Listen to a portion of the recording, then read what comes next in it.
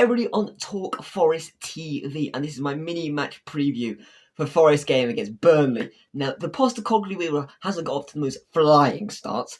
We lost to Arsenal, which was fairly expected, and then Swansea in the cup, we capitulated in the most capitulation way.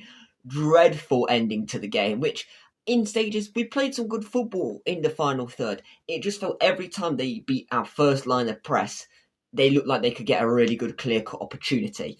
So, yeah, however, we've got to take into account that, Willy Bolly and Moreto as a centre-back partnership probably isn't the best.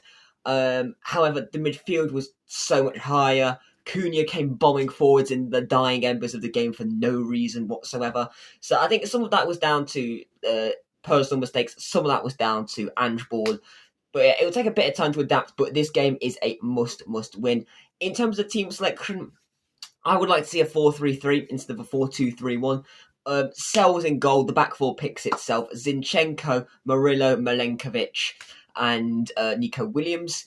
And then I'll go with a 4-3-3. I would go Sangare. I wouldn't be against him being benched. But Douglas Luiz and Anderson have to be starting. If we do go with a 4-2-3-1, I'd want it to be Luiz and Anderson. But if we're going with a 3, then Sangare in the team as well. He just sometimes looks like a bit of a headless chicken sometimes.